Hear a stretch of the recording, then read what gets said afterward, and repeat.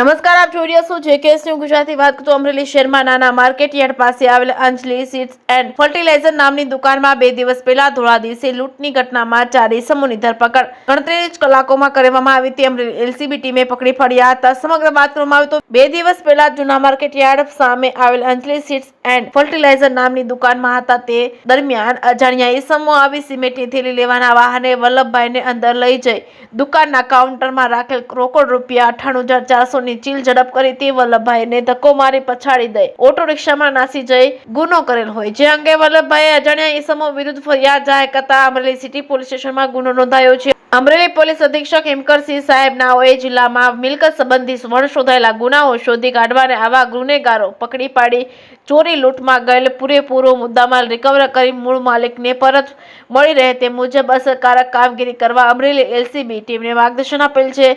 Amreli LCB police inspector AM Patel નાઓની રાહબરી હેઠળ એલસીબી ટીમ દ્વારા ઉપરોક્ત ગુનાના અજાણ્યા આરોપીઓ અંગે તપાસ હાથ ધરવામાં આવી છે.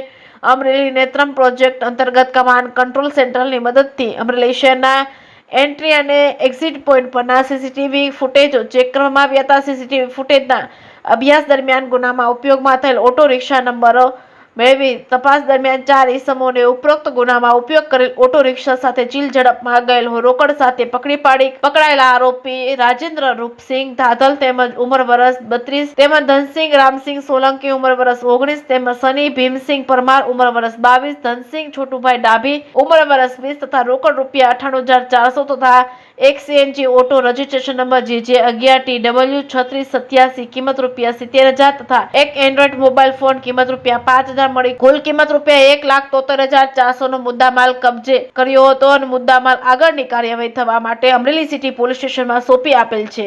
જેકેએસ ન્યૂઝ ગુજરાતી સાથે જૈનિક સોજિત્રા, અમરેલી. જૂના માર્કેટ યાર્ડ પાસે અંજલિ સીડ્સ અને ફર્ટિલાઇઝરની દુકાન કે જે વલ્લભભાઈ પોપટભાઈ પરવાડિયા એ હાજર હોય ત્યારે 3 ઇસમો દ્વારા સિમેન્ટ થેલી જોઈએ છે એમ કરીને સિમેન્ટ દેખાડવાની વાત કરતાં નજર ચૂકવી તેમના ડ્રોવરમાંથી 98,400 રૂપિયા સેરવી લીધેલ.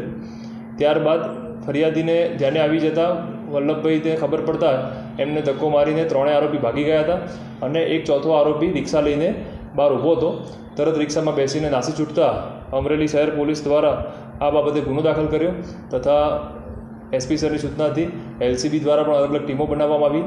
હ્યુમન ઇન્ટેલિજન્સ ટેકનિકલ સર્વેલન્સના આધારે થોડા જ સમયમાં ગણતરીના કલાકોમાં 4 આરોપીઓને ટ્રેક કરીને કુકાવાવ રોડ પાસેથી પકડી લેવામાં આવેલા છે.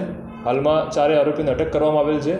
4 આરોપીઓ જામનગર હાપા રેલવે સ્ટેશન બાજુના છે અને એમાંથી એક આરોપીનો જામનગર ખાતે લાલપુર પોલીસ સ્ટેશનમાં ચોરીનો ગુનો પણ દાખલ થયેલ છે.